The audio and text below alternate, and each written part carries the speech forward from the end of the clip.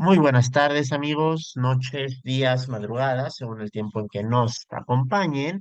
En esta ocasión estaremos llevando a cabo la cuarta sesión de este círculo de lectura alrededor de Derecho Natural a Historia, libro del filósofo judío americano Leo Strauss.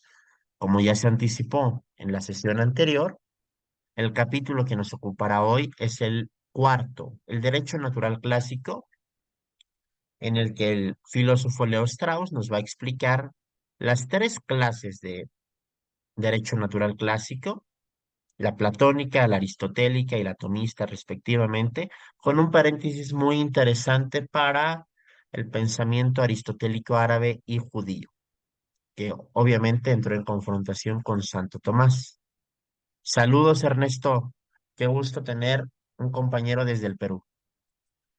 Entonces, este va a ser el capítulo que nos ocupará esta sesión. Estamos abiertos a sus comentarios y vamos a comenzar. Le doy la bienvenida también al presidente de la Comisión de Filosofía, Raúl Jorge Alberto Rodríguez Garza. Adelante, amigo. Sí, muchas gracias. Es un gusto esa sesión. Recuerden estar con ustedes en esta sesión. Recuerden que todas las sesiones se graban para que las puedan ver que no se pierdan, digamos, los comentarios que nosotros hacemos a las obras. Este círculo de lectura o comentarios a las obras de pensadores importantes, Ignacio y yo las estamos haciendo para que se van a conocer autores, digamos, que no son tan conocidos, pero que merecen la pena ser leídos, ¿no? Uno de ellos es Leo Strauss. Y bueno, aquí tenemos la, la introducción que nos va a hacer a lo que es el derecho natural clásico según la perspectiva de Strauss, y cómo él va a defender esta diferencia entre el derecho natural clásico y el moderno, bajo ciertas características, como más adelante vamos a ver. Antes de iniciar esto, Ignacio, comentarios sobre lo que te pareció la obra. Decir que la obra me ha parecido, como cada uno de los capítulos que tiene este libro, enciclopédica en los conocimientos que te aporta. Además de una perspectiva distinta sobre el derecho natural, el argumento que más a mí me ha gustado, que se encarga de desmontar Strauss, es el tantas veces escuchado por los positivistas, que aquí se llaman convencionalistas, de que si existen varias nociones de justicia mutuamente incompatibles entre ellas, esto significa que la justicia como una entidad no puede existir y por lo tanto el derecho natural no tiene lugar. Lo que Strauss nos va a decir es que al contrario, el progresivo conocimiento de cada pueblo de la justicia, lo que es natural que arroje es un conocimiento diverso que en todos los casos necesita ser pulido, pero que el hecho de que exista una noción de justicia en cada pueblo, aunque el contenido sea distinto, ya es de hecho un argumento fuerte a favor de la existencia del derecho natural. Me gustaría dar esto solamente como introducción para que después lo vayamos desarrollando más a fondo. ¿Tú, Raúl, deseas agregar algo? Sí, esta también hay algo, otra cosa importante, porque muchos cuando hablan de la ley natural parece que hablan de una entelequia inmutable, eh, que, que está como una especie de ley matemática en el cosmos, ¿no? Y que rige las conciencias del hombre casi como homogeneizando la realidad de ciencias Strauss. No, eso no se tiene que entender por ley natural. Eh, Básicamente Strauss va a decir que la ley natural tiene un nacimiento con la filosofía, como lo hemos visto en el capítulo pasado, que está por subir. Más bien el derecho natural es esa capacidad natural del hombre por conocer el orden de la realidad, que es lo que vamos a ver en las primeras páginas de este capítulo. Por ejemplo, vayamos a la página número 170 y les voy a leer una parte. Fíjense que Strauss es un defensor de la filosofía. Ya habíamos dicho que Strauss es un defensor de la filosofía, él va a esgrimirse como un defensor de Atenas sobre Jerusalén. Ya vamos a ver por qué. Porque para él Atenas representa la, la posibilidad reflexiva del hombre por el orden del ser del mundo, que se contrapone por el orden el orden tradicional de los antiguos. O sea, por ejemplo, y tiene razón aquí, las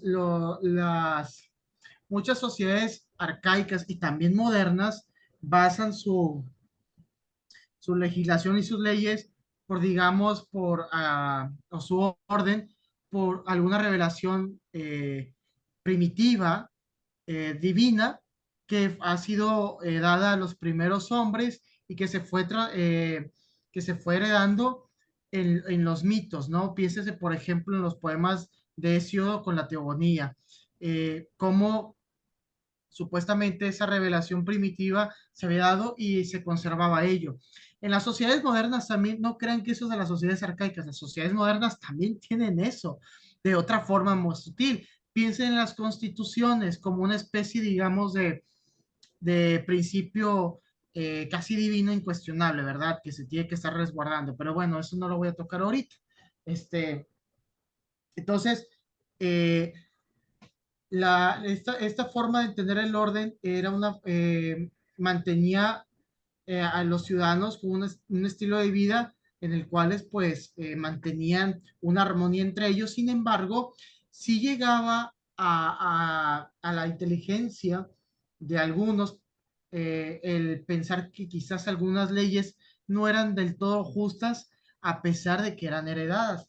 Y entonces es la pregunta de si la ley es justa o no, que si es la justicia, si realmente representa la justicia, es donde para nosotros nace el derecho natural, porque el principio del derecho natural es ya no tener a esa revelación primitiva como autoridad para entender el orden, sino que es la naturaleza, es la pregunta por lo que es la realidad. Si la realidad está conforme a las leyes de mi ciudad y si las leyes de la ciudad están conformes con la naturaleza. ¿Sí? Voy a leer esta parte para ilustrar un poquito. Ah, bueno, entonces, antes de leerlo, sí, voy a decir que la importancia que nos venía diciendo Strauss de lo universal, de lo más universal, fue bajando hasta lo más particular. Pero es que esa pregunta por lo más universal es el principio para saber si lo que consideramos nosotros lo particular es legítimo o no. Piensen, por ejemplo, en los diálogos de Platón, cuando Sócrates va con los sofistas y les preguntan qué es la belleza, y ellos contestaban, los sofistas contestaban una mujer hermosa, un paisaje hermoso, los cuales Platón por boca de Sócrates decía, bueno, más bien ellos representan la belleza, pero no me estás diciendo en sí qué es la belleza. Entonces, digamos que esas preguntas por lo general, lo universal, lo que es en sí la realidad, el eidos, desnuda y muestra que no es tan evidente lo que nosotros pensamos por lo que es la belleza, el bien, la justicia. Y visualiza y nos ayuda a visualizar que lo que nosotros consideramos justos quizás no sea justo del todo. Entonces, página 170, voy a leer esa parte. La pregunta que es apunta hacia el eidos de una cosa. La figura, forma o carácter o idea de una cosa. No es accidental que el término eidos signifique en principio lo que es viable, visible a todos sin esfuerzos particulares de ningún tipo, o lo que podría llamarse la superficie de la cosa. Sócrates no empezaba por lo que es primero en sí mismo o primero por naturaleza, sino por lo que es primero para nosotros o por lo que viene primero a la vista por los fenómenos. Pero el ser de las cosas, su qué, viene primero a la vista, no en lo que vemos de ellas, sino en lo que se dice sobre ellas o en las opiniones sobre ellas. Entonces, eh, aquí también hay que subrayar lo siguiente, esa realidad que nosotros vemos, eh, dice Strauss, los griegos, bueno, Platón, observó que, bueno, no, la naturaleza uno la puede observar, etcétera, pero donde realmente nosotros podemos profundizar en ella, curiosamente es en las opiniones. Y por eso Strauss va a decir, por eso el pensamiento platónico va a crear esta dialéctica, porque las opiniones pueden ser falsas o verdaderas, pero para ascender a lo que llamaba la episteme, o sea, la ciencia, tenemos que ver las opiniones, tomarlas y confrontarlas para que ese confrontamiento entre estas opiniones e ideas se vea cuál resiste ante la argumentación rigurosa que se hace. No sé si me estoy dando a entender. Entonces, esa dialéctica, esa ciencia por por la verdad, nos ayuda a encontrar el orden ante tanta neblina mental que las opiniones pueden estar. Fíjense, yo estaba hablando al rato antes de iniciar el video con Ignacio sobre el asunto de Israel con Palestina y Rusia con Ucrania. Nosotros vemos muchas opiniones en los medios de comunicación, ¿no? Y unos dicen, no, es que si tú no sabes nada de eso es porque pues no estás informado, etcétera. Pero uno se puede dar cuenta que las reflexiones muchas veces que uno, de lo que uno toma son, digamos, de los que dicen los medios y nosotros nunca estamos, digamos, en el momento de los hechos, ¿no? Entonces, uno no se puede fiar solamente porque el periódico lo diga. Hay que contrastarlo con, digamos, con otras opiniones y contrastar cuál dice realmente cuál está más cerca de la realidad, lo cual no es del todo posible porque nosotros no estamos en los hechos. Sin embargo, esta confrontación de opiniones sí nos ayudan a escalar en el nivel de conocimiento adquirido para conocer digamos, el orden verdadero del ser. No sé, Nacho, si quieras agregar algo a esto o Solo a continúo. manera de recordatorio, estimados, recordemos que ya en capítulos anteriores, Strauss nos ha mencionado que una condición previa para la existencia del derecho natural es la posibilidad de existencia de la filosofía, es decir, la posibilidad de que el hombre se interrogue por las cuestiones más fundamentales que ya ha señalado mi compañero Raúl, ya que antes de la existencia del derecho natural, lo que existían eran mandatos que se tenían por otorgados por la divinidad, y si bien es cierto, el derecho natural es conciliable con la idea de la divinidad, y lo será en su desarrollo histórico, en un primer momento implica la duda acerca del contenido y el origen, porque como sabemos, el contenido es atribuido a la divinidad y el origen, la forma en la que se esparce este discurso, pues es por oídas y cada vez remitiéndonos a una generación anterior, hasta llegar a una edad de oro, mítica, por supuesto.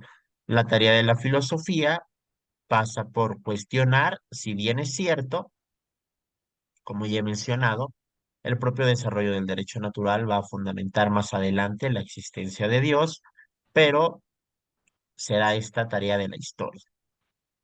Y por un primer momento esto me parece adecuado, Raúl. Sí. Ahora bien, lo que tú mencionabas, este argumento de Strauss contra el convencionalismo, eh, ya vamos a entrar un poquito a eso porque es interesante.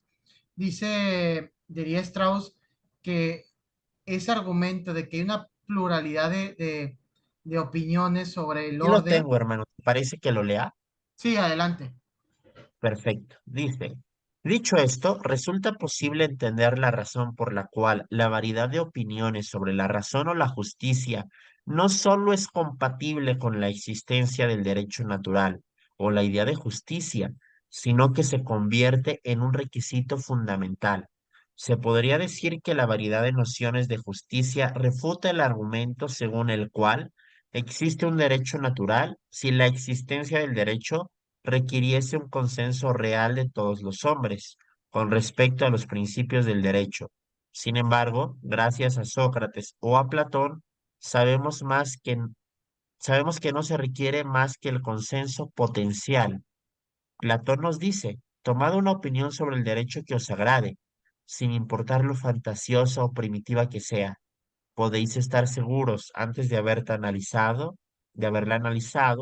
que indica algo más allá de sus propios límites, que quienes comparten dicha opinión de alguna manera la contradicen y por tanto se ven obligados a trascender de ella, dirigiéndose a una verdadera visión de la justicia, siempre y cuando entre ellos surja un filósofo. Esto es un ejemplo concreto de la explicación que ya antes nos ha dado Raúl. Se dan muchos ejemplos sobre lo que es la justicia, sobre lo que es el ser, sobre lo que es la belleza. Sin embargo, cuando nos interrogamos esos ejemplos, nos damos cuenta que no hemos accedido al contenido real, a leídos del concepto. Y es entonces que no dudamos de la existencia del concepto, sino que dudamos de cómo se ha formulado su descripción o su definición.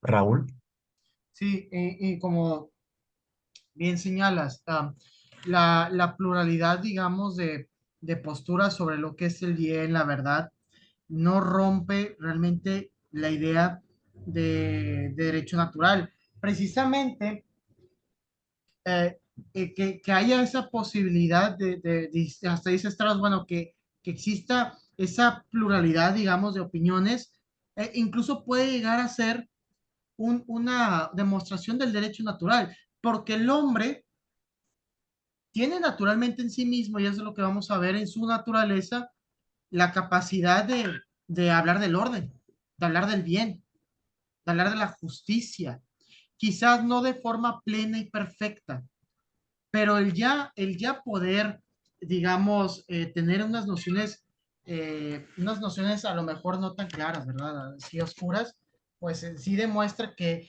en el hombre existe esa noción de ello, ¿no? Déjame, permítame, voy por el libro. Y quiero leer esa parte. Dice, el convencionalismo tiene en cuenta la comprensión encarnada en la opinión y apela desde la opinión hacia la naturaleza. Por esa razón, por decir nada de otras, Sócrates y sus sucesores se vieron obligados a demostrar la existencia del derecho natural en el terreno elegido por el convencionalismo. Tenían que probarlo operando los hechos como algo distinto de los discursos. Como se verá, esta apelación de apariencia más directa al ser no hace más que confirmar la tesis socrática fundamental. La premisa básica del convencionalismo mostró ser la identificación de lo bueno con lo placentero. Por consiguiente, la parte básica de la enseñanza clásica de derecho natural es la crítica al hedonismo. La tesis de los clásicos es que lo bueno es esencialmente diferente de lo placentero, que lo bueno es más fundamental que lo placentero. Es más fundamental que lo placentero. Yo quiero sacar esta nota por lo siguiente. Este, ¿por, ¿Por qué? Porque el bien no solamente es el placer, digamos, como muchos sofistas tendían a la idea de que lo placentero es lo bueno, etcétera, eh, porque pues digamos que es como quedarse, digamos, atrapado en la opinión. Pero va a decir Strauss, una de las genialidades que vieron los Platón, sobre todo Platón y Aristóteles y Sócrates, es que el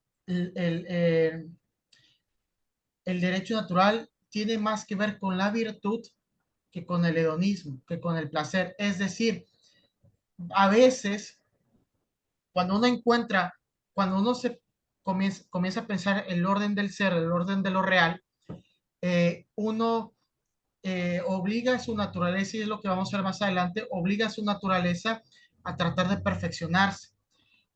Y, y a veces uno sufre en el intento, o por ejemplo con Sócrates, ¿no? Que está la famosa anécdota que muere con la cicuta en los diálogos, en uno de los diálogos sobre el alma, sobre la inmortalidad del alma, y eso también hay que apuntarlo. Este, Tiene que a veces la virtud hace un bien a la ciudad. ¿Y por qué? Porque el hedonista, y esto lo vamos a ver más adelante, Ignacio, y sí vale la pena subrayarlo, los epicúreos, recuerden que los epicúreos eran unas personas que se iban lejos de las ciudades, vivían en unos jardines. Entonces, muchos los veían como seres apolíticos que no daban nada a la ciudad, etcétera. Y para pensadores como por ejemplo los estoicos, los Sócrates, etcétera, una de las virtudes de la filosofía era el servir a la ciudad. Y una de las formas de servir a la ciudad es, digamos, fortalecerse en la virtud, obligar a la naturaleza del alma a perfeccionarse. Y esto tiene mucho que ver, ojo, y esto es bien importante, con la noción, y esto lo agrego yo, no, Strauss no lo dice, pero yo lo agrego. El tema de la inmortalidad del alma en Sócrates es importantísimo porque de ahí va a fundamentar toda esta idea de perfeccionamiento de la naturaleza del hombre para la ciudad, precisamente porque la recompensa es después de la muerte. Eso no lo dice Strauss, no lo va a decir, pero esto lo agrego yo. El fin, digamos, de la ciudad es, digamos, es armonía del alma con el cosmos. Y la recompensa va a ser posterior a la muerte. Entonces, evidentemente para un epicureísta no importaba mucho el vivir del placer porque pues solamente estaba esta vida y ya, pero para alguien como Platón que practicaba una religión como ¿cómo se llamaba esta religión que practicaba Platón? No recuerdo la religión, practicaba cierto pitagorismo y el pitagorismo se basó déjeme checar aquí en el Google, permítame Ignacio, eh, Nos pregunta Ernesto si era orfismo, el orfismo. el orfismo, sí, es el orfismo. Entonces, como practicaban esta religión, y una de las principales características es esta inmortalidad del alma, ¿no? Entonces, mucho tenía que ver con eso. O sea, la propuesta de Strauss y de Platón no es una perspectiva materialista, es una perspectiva de la salvación del alma. Sí, tiene que ser virtuoso para salvar el alma, era la inmortalidad, ¿no? Entonces, eh, mm, otra cosa importante que hay que subrayar, voy a saltar un poquito el tema, Ignacio, pero ¿quieres agregar algo de esto o ya salto lo siguiente? A mí me parecería importante, antes de saltar, amigo, hacer el breve paréntesis sobre la distinción que hace Strauss entre constitución y régimen. Recordemos que en la teoría constitucional moderna, por constitución se entiende exclusivamente el texto legal fundamental de una nación, del cual emanan el resto de leyes, normas, etcétera, etcétera. Sin embargo, Strauss nos dice que cuando en el mundo clásico se utilizaba el término constitución, ni siquiera tenía que estar esta escrita. Estamos hablando de algo muy distinto. Estaríamos hablando de lo que Carl Schmitt llamaba constitución en sentido material, las decisiones políticas fundamentales de un pueblo.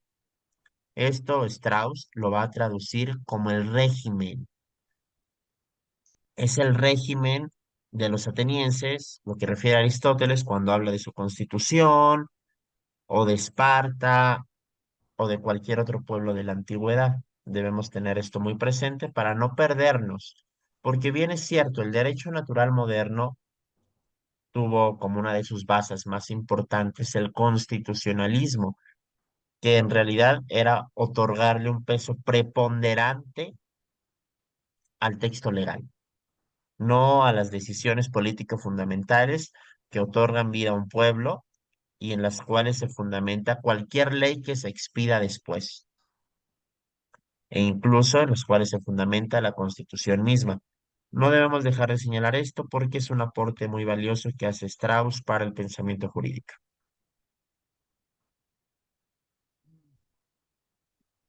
Bien. Exactamente, estimado. Las mores maiorum serían un componente de la Constitución en el sentido clásico. Ernesto, ¿tú eres Lalo? No creo, hermano. Nos dijo que es de Perú. Ah, bueno, es que así era Lalo, ¿no? Entonces, Entonces vamos adelante, amigo. bueno, para, tiene mucha relación esta idea de digamos, de la inmortal. Bueno, eh, la idea también importante que hay que resaltar que hace Strauss es que, que el derecho natural eh, es un servicio también a la ciudad. ¿Por qué? porque el pensador clásico, si uno lee las leyes de Platón, si uno lee la República, toda la República, por ejemplo, eh, es la idea, digamos, de salvación del alma, ¿no? De cómo uno tiene que salvar el alma y cómo uno tiene que armonizar con el cosmos y cómo se armoniza con el cosmos, uno armoniza en la ciudad. Y una de las cosas principales que cuando uno está en armonía con el cosmos es esta existencia de jerarquías en la naturaleza. Fíjese cómo el derecho natural clásico, subraya Strauss, proponía la existencia de jerarquías porque se reconocía que había hombres que podían ser sabios por más fácil que otros y que había hombres que no pueden ser sabios, pero que necesitan la instrucción de los sabios, etcétera. Y que, muy a diferencia, por ejemplo, del derecho natural moderno, que más adelante lo vamos a ver, donde por naturaleza todos son iguales, por ley además, dice Strauss, no, una de las cosas más importantes es esta idea de jerarquías, ¿no? Lo voy a leer. Dice, déjame encontrar esta idea. Aquí está, dice. Página 173. Dice, es el orden jerárquico de la constitución natural del hombre lo que provee la base para el derecho natural tal como los clásicos lo entendían. Fíjense, lo importante del derecho natural clásico es la jerarquía. De una manera u otra, todos distinguen entre el cuerpo y el alma. Cualquiera puede ser obligado a admitir que es imposible negar que el alma es más elevada que el cuerpo sin contradecirse a sí mismo. Lo que distingue al alma humana de las almas de las bestias, lo que distingue al hombre de las bestias es el discurso, la razón o el entendimiento. Por ende, el trabajo que es propio del hombre consiste en vivir reflexivamente, en comprender y actuar reflexivamente. Bueno, también hay que hacer un hincapié aquí. También las jerarquías no solo aplican entre hombres, ¿no? También aplican en facultades del hombre. Entonces, las facultades del hombre está, digamos, la facultad apetitiva, la facultad intelectual, y el hombre, pues, si solo se queda en las facultades apetitivas, pues sería como un bruto, una bestia, ¿no? Entonces, el hombre se caracteriza, se está arriba de la jerarquía, está en la escala, en la cima de la escala de los animales, porque tiene entendimiento. Y entonces va a decir Strauss algo que me parece muy interesante, que dice que el hombre tiene como finalidad ser filósofo. No todos, evidentemente hay quienes pueden, ¿no? Pero la naturaleza humana está inclinada a perfeccionarse y hay unos que se les pide más y menos, ¿no? En esta orden de jerarquías, Strauss lo va a tocar. Sin embargo, también en el ser humano, dentro de sus capacidades hay jerarquías, y no, uno no puede poner, digamos, las jerarquías materiales sobre el entendimiento. Eh, y fíjese, dice, por ende el trabajo que es propio del hombre consiste en vivir reflexivamente, comprender y actuar reflexivamente.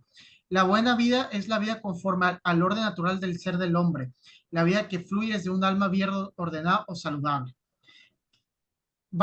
Y quiero que vean que esto está en la República de Platón. Para que haya buenos ciudadanos, no se tiene que combatir un sistema, no se tiene que combatir, digamos, las instituciones. Lo principal es ordenar el alma. ¿Y cómo se ordena el alma? Se ordena cuando entiende el orden del ser de las cosas. Cuando contempla el orden del ser de las cosas en su reflexión, solo así puede ordenar el alma. Dice, es la vida conforme a la naturaleza. Uno podría, por ende, llamar ley natural a las reglas que circunscriben el carácter general de la vida buena. La vida conforme a la naturaleza es la vida de la excelencia humana o la virtud, la vida de una persona de clase alta y no la vida del placer por el placer. Ahora, la buena vida, y aquí lo dice Strauss, es la vida de la virtud. ¿Y por qué la buena vida es la vida de la virtud? Porque eso es la naturaleza humana. ¿Y qué es lo que tiene la naturaleza humana? A la reflexividad. ¿Y qué nos enseña la reflexividad? Tiene la secuencia.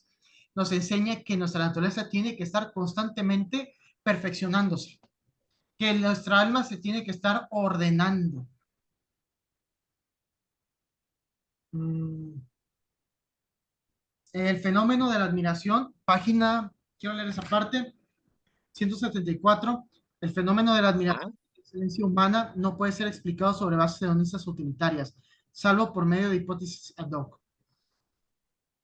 Esta hipótesis conduce a la afirmación de que toda admiración es, en el mejor de los casos, un tipo de cálculo telescópico de los propios beneficios. Es lo que, y es lo que muchas veces discutimos en un grupo, o sea, no puedes tú, por más que sea utilitario, no sé, extinguir cierto pueblo, por más que a lo mejor sea una solución fácil, uno no puede tomar esas vías porque la utilidad no es la regla para solucionar las cosas o el orden, para que estén conformes al orden de la naturaleza, ¿no?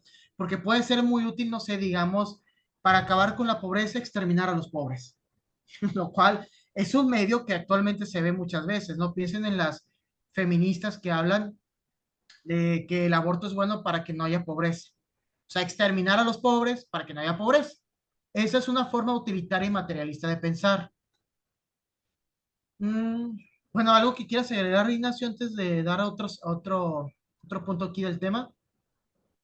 Solamente sobre el último punto que tocaste, hermano, ya Elizabeth Anscombe nos ha recordado en fechas más recientes que una de las características fundamentales del pragmatismo en cualquiera de sus formas, desde Sidgwick hasta Stuart Mill, ha sido intentar justificar que en algunas situaciones es adecuado matar inocentes. Por supuesto, el derecho natural clásico tiene un punto de vista distinto, ya sea por las normas, no es la palabra adecuada, normas, ya sea por el contenido que se descubre y que va a integrar este derecho natural que debe estar permeando en todos los países. Pero también es importante recordar que el derecho natural tiene como último fin el bien común, porque es identificado con el bien de la polis. Me voy a saltar un poquito para llegar a la parte en la que Strauss nos va a recordar también que para el mundo clásico, la buena vida tiene que pasar por una comunidad pequeña, en la que si bien no todos tengan un trato familiar, sí todos tengan noticia de cada uno de sus vecinos. Quizá yo no sé exactamente cómo se llama la esposa de mi vecino, pero sé que se casó y tiene dos hijos, y sé que es médico, sé que es alfarero. Mientras que conforme el tamaño de las ciudades se expande de los imperios, se tiende más, por supuesto, al despotismo, porque la virtud se vuelve cada vez más difícil. Las redes que se dispersan facilitan que cada uno viva según su propia ley, por decirlo de esta manera, e impiden la cohesión social que sí se da en una comunidad pequeña. Y es por esto que a estas comunidades se les reseñaba como las ideales para la buena vida. También es cierto. Hace ya algunos siglos, Rousseau nos recordó esto en el mismo contrato social, aunque tiene premisas muy distintas, él comparte que deben ser comunidades mayormente pequeñas. Valdría preguntarnos hasta qué punto las modificaciones surgidas a raíz de la revolución industrial han modificado, algunos pensarían incluso imposibilitado, el llevar una vida buena, en los términos en los que se entendía en el mundo clásico. Pero ahora también pasemos a recordar que para los clásicos el bien del hombre era el bien de la polis. Después nos va a hablar Strauss, hay una ruptura cuando el discurso cristiano entra en juego, porque ya no es solamente el bien de la polis lo que atañe al bien del hombre, sino también le atañe el bien de su alma. Y el Estado, estoy hablando de un modo general, o la comunidad política en la que se inserta, no va a tener derecho a exigirle absolutamente todo de sí, como si estaba facultado la comunidad política para hacerlo antes de que el discurso cristiano irrumpiera en la historia y separara el bien común espiritual del bien común temporal. Sí, Más tiene que mucho, separar, distinguir incluso, es la palabra más adecuada. Ahora sí, hermano, ¿deseas E proseguir? incluso, Ernesto, si tienes vaya, algún comentario, con todo gusto. ¿quieres comentar algo, Ernesto, de lo que hemos hasta actualmente hemos tocado? Comenta que de momento no. Vamos a seguir, hermano. Entonces, Yo nada más, es que esa idea de los pueblos pequeños, lo que dice Strauss de las ciudades pequeñas, ¿no? Daba más pauta que se conocieran más y que sí me quedo pensando esa, quizás las sociedades de masa actual sí han tendido más a la idea no de la virtud, sino del control. Eso solo podemos tocar más adelante, pero la tecnificación del mundo sí ha tendido más a la idea del control de las masas que la gente o la persona individual pueda tender a practicar la virtud. Nada más así como dato, piensen en el fenómeno de la pandemia. Como en la pandemia, pues la gente quería que el Estado los cuidara y que estuvieran ahí Andrés Manuel, ¿no? O Trump, todos estos presidentes detrás de ellos diciéndoles que no salgan de casa, etcétera. Pero nunca se habló, o en poca medida se habló de la prudencia que uno pudiera tener para evitar el contagio de otros. Todo era la idea de que el Estado tenía que cuidar. Entonces, y eso, hay una conferencia que hizo Miguel Ayuso muy interesante de eso, cómo las sociedades actuales de la pandemia sacaron a relucir toda esta idea de las sociedades de control, que es normal en las sociedades técnico-industriales. Pero bueno, mm, a ver, ¿qué otro también, tema? a Dime. manera de un breve comentario, hermano, vale la pena decir contra Popper que para Strauss y para el entendimiento que tiene Strauss de los clásicos, sobre todo, la buena ciudad es una comunidad cerrada, es una sociedad cerrada. ¿Por qué es esto? Porque al conocerse y tener cohesión, cada uno de los habitantes de la sociedad ya tienen en miras la misma excelencia, el bien común. El permitir que se injerten en este tejido social cerrado personas que no comparten, están en contra y trabajan para desviar este objetivo de excelencia que ya tienen marcado, no suma realmente al bien común de la sociedad y lo que va a pasar con más seguridad es que abaje a quienes se han esforzado por tener un nivel de excelencia más elevado. Por supuesto, esto no sonaría radicalmente desigual. Para Strauss también es parte de tratar desigualmente a los desiguales, que es satisface la definición de justicia de dar a cada quien lo que le corresponde. Por supuesto, este también era el pensamiento que Strauss pone en palabras, en boca del mundo clásico.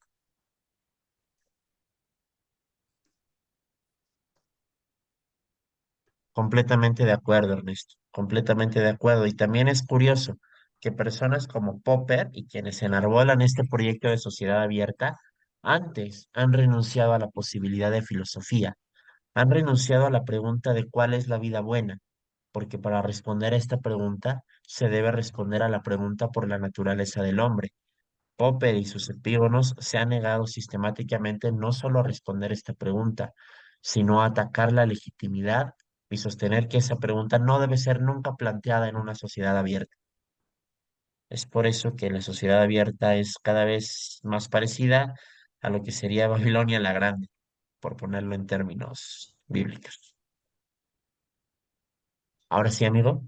Sí, esta idea, fíjate, esa idea que tú comentas es interesante porque um, el derecho natural, no, la ciudad es el punto de reflexión del filósofo. ¿Por qué? Del filósofo político. Porque tiende al bien, el filósofo político tiende al bien común. Y el bien común existe porque existe un orden en el cual todos participamos y que cada ciudad la refleja de cierta manera. Entonces,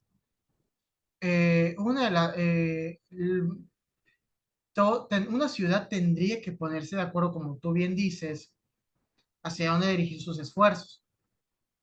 ¿Cómo se pretende? Y eso es una pregunta para los amantes de la democracia, de esta democracia liberal, ¿no? De la pluralidad, del pluralismo, etcétera. ¿Cómo se pretende hablar de bien común cuando tienes un montón de cabezas, miles de cabezas que piensan distinto y que no solo piensan distinto, sino que piensan desde el utilitarismo y desde un vil materialismo? Que eso es imposible. Donoso Cortés, fíjense, Donoso Cortés va a decir esta idea.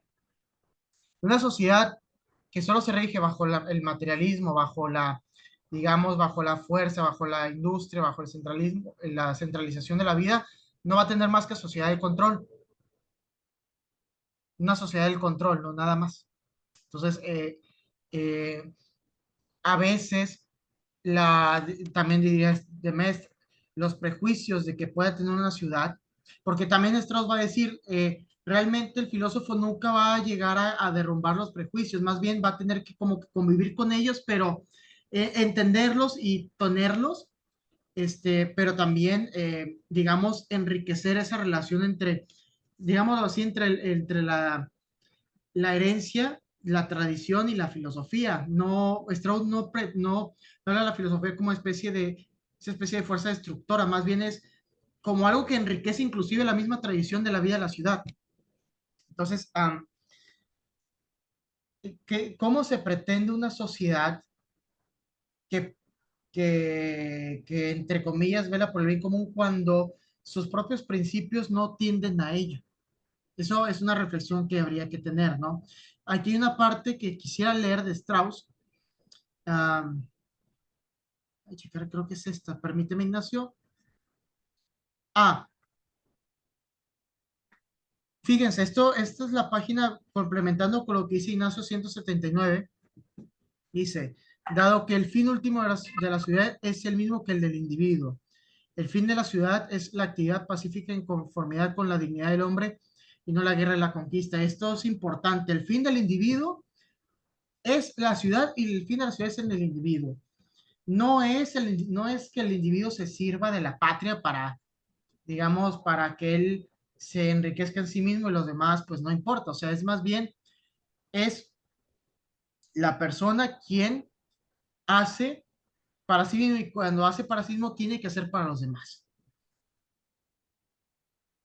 Muy al contrario del derecho natural moderno, que va a ver a los individuos como una especie de átomos que nada más conviven superficialmente, ¿no? Pero que se cuidan de no lastimarse, pero no hay realmente una armonía entre los cuerpos, nada más hay una especie de contrato que evita la violencia entre ellos, pero no hay intento de armonizar.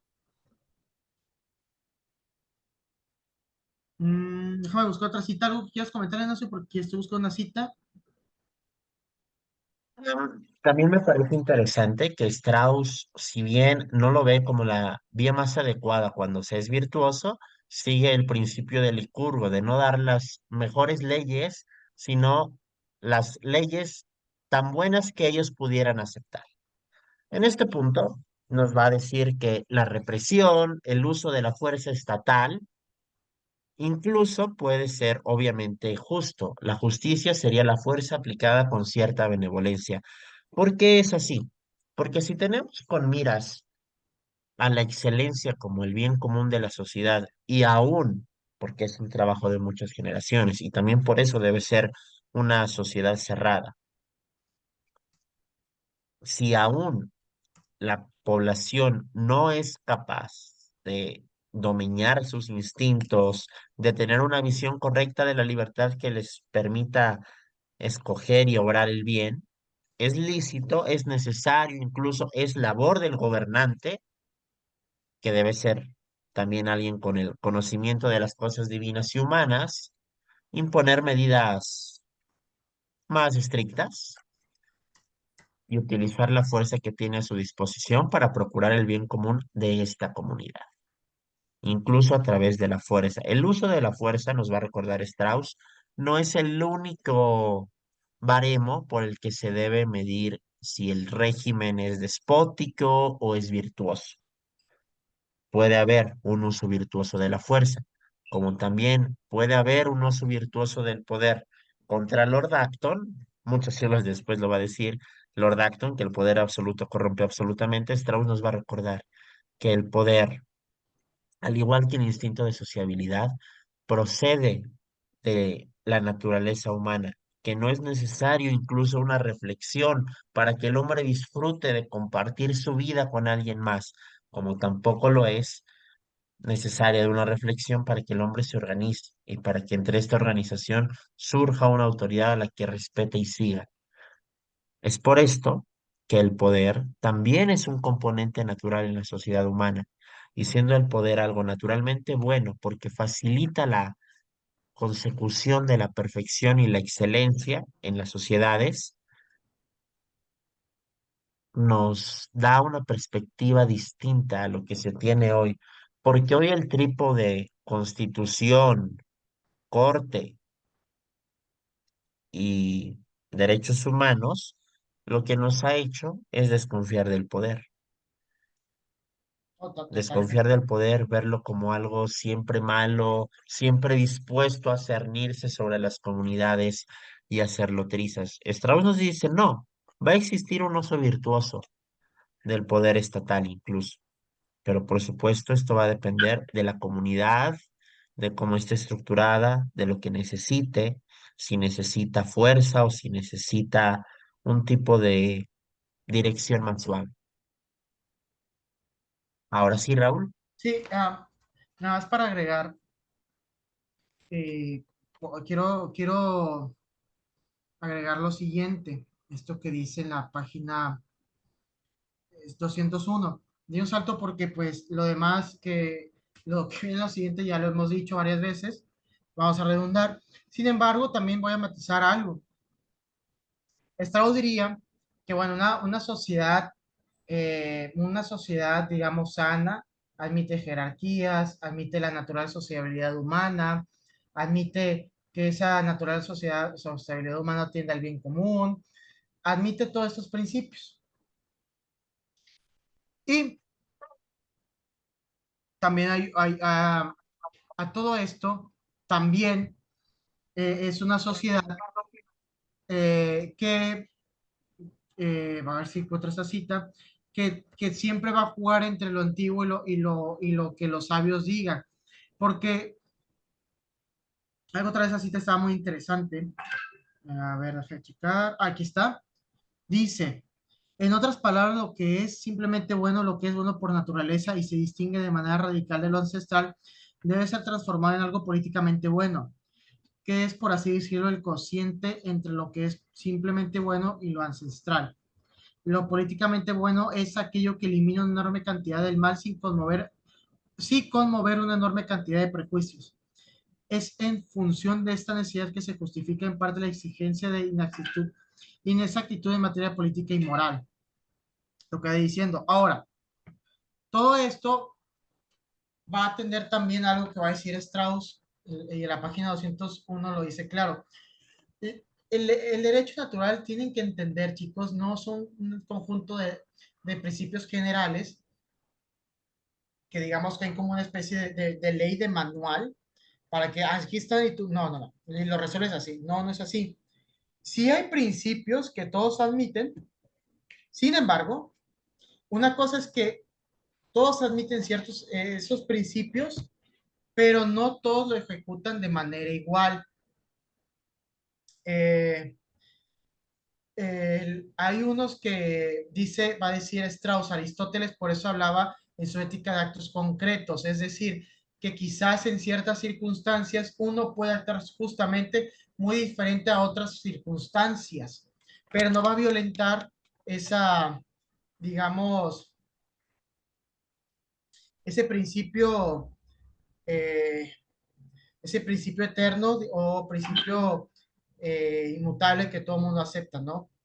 Entonces, de acuerdo, amigo. A mí me parecería importante agregar algo, porque ya teóricos del derecho contemporáneo clásico, como John Finnis, que ha trabajado también mucho a Santo Tomás y Aristóteles, comparten esta perspectiva de Strauss, porque también es la perspectiva del mundo clásico.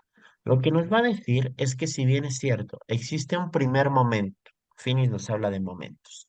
del derecho natural en el que tenemos intuiciones de lo que es correcto, como la segunda parte de el decálogo, no robar, no matar, no mentir, no desear a la mujer del prójimo, etcétera, etcétera.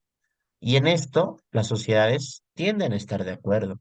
Sin embargo, en donde no tienden a estar de acuerdo y es donde la justicia se muestra en toda su variedad y el derecho se muestra más que como un manual, como una red, contrario a lo que pensaban los iluministas, por ejemplo, que querían deducir legislaciones more geométrico.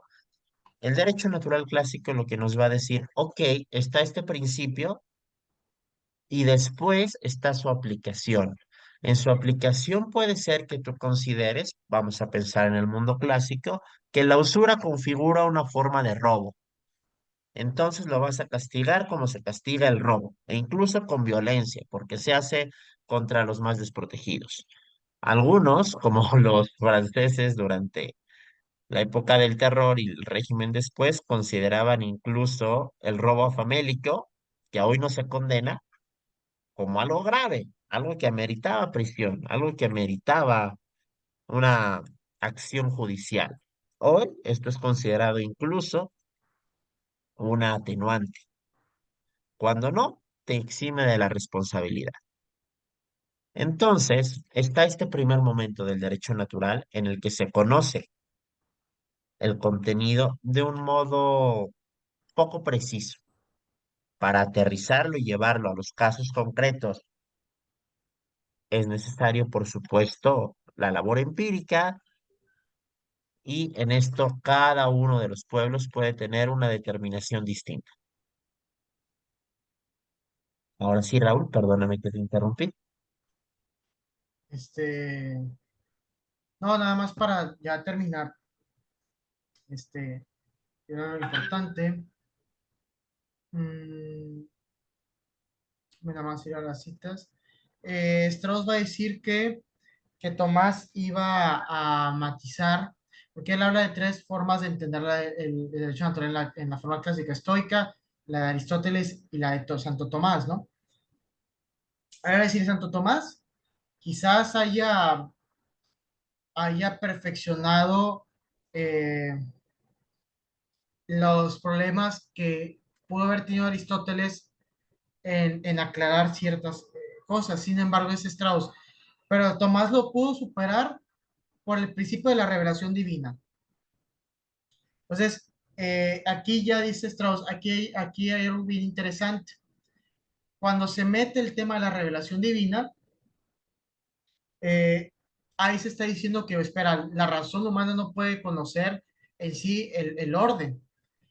Dios lo tiene que apoyar. Y dice Strauss, eso, que la revelación haya permeado en el derecho natural, va a funcionar, pero va a haber un momento en que la era moderna va a rechazar eso y va a comenzar a tratar, entre comillas, de rescatar el derecho natural para tratar de limpiar todo vestigio de revelación divina de ellos, ¿no? Entonces, así termina el capítulo. En decir que el derecho natural moderno se va a caracterizar o va por nacer mediante esa confrontación con Santo Tomás, con la forma de ley natural eh, que absorbió la teología. Lo voy a leer. Dice, la ley natural moderna fue en parte una reacción a esta absorción de la ley natural por la teología. Los esfuerzos modernos estuvieron en parte basados en la premisa que habría sido aceptable para los clásicos de que los principios morales son mucho más evidentes que la enseñanza, incluso de la teología natural, y que por ende la ley natural o el derecho natural debían independizarse de la teología y sus controversias. Aunque también va a decir Strauss más adelante que el derecho natural moderno y el positivismo moderno van a tener aún mucho de teología y van a corromper todo lo que se había pensado sobre el derecho natural clásico.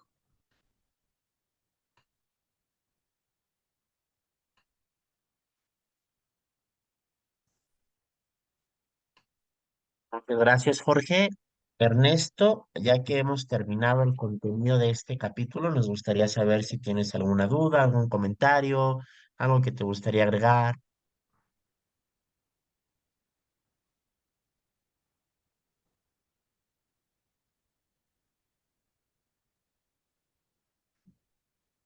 Nos pregunta Ernesto si el derecho natural moderno tiene que ver con el deísmo.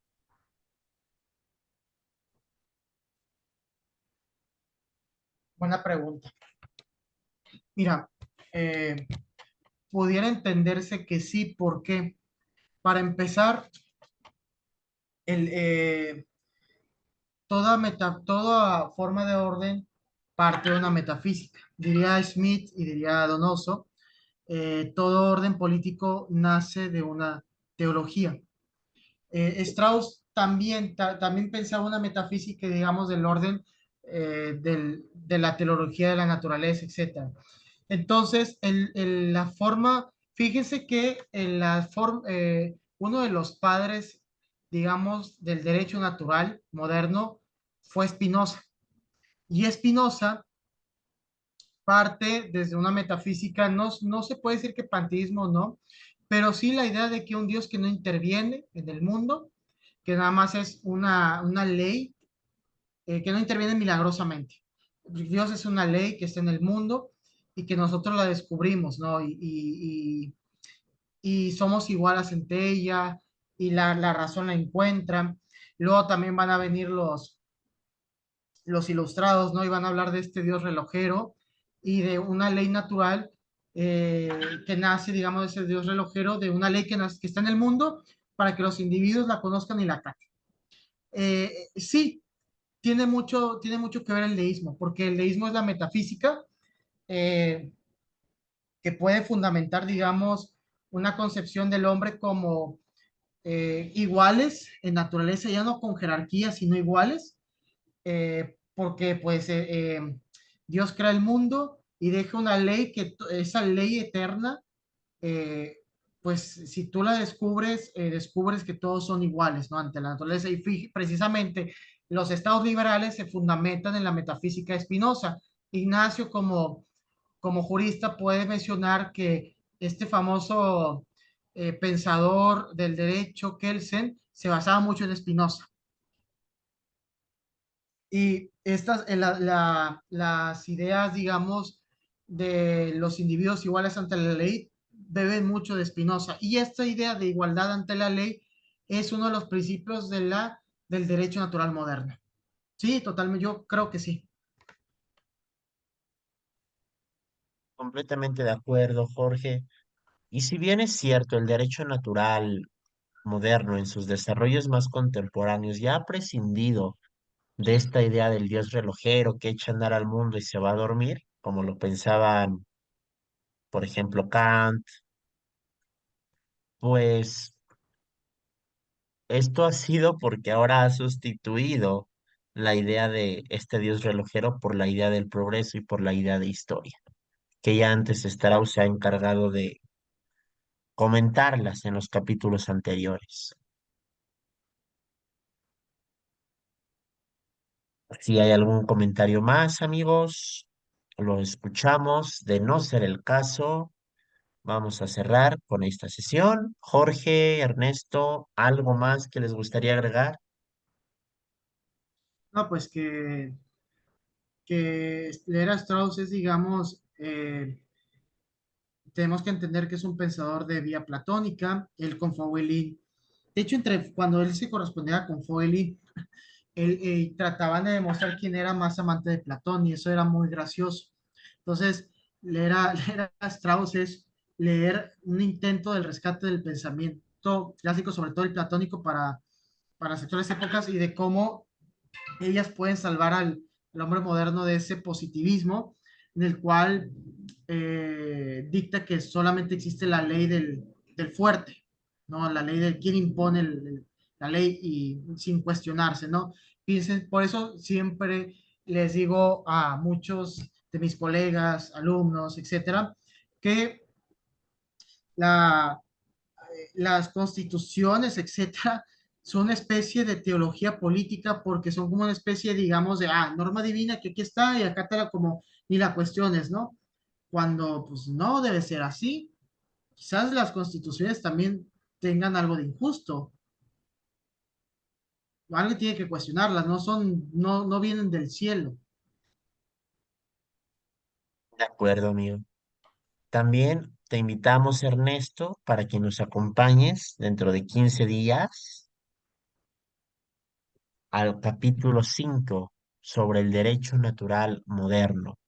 Va a ser exactamente el martes 7 de noviembre, 9:30, tiempo de la Ciudad de México. Y te esperamos. Si tienes el libro, está excelente. Si no, puedes mandar mensaje aquí con un correo para que nosotros te hagamos llegar este escaneo del libro.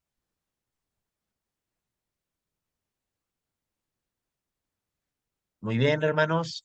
Siendo eso todo, les agradecemos su presencia en este ciclo de formación permanente. En esta ocasión estamos comentando Derecho Natural e Historia de Leo Strauss. Les deseamos que tengan una bendecida noche y éxito en su día mañana. Dios los bendiga. Voten por Verástegui, firmen por Verástegui. Firmen por el caudillo Eduardo Verástegui. Adiós.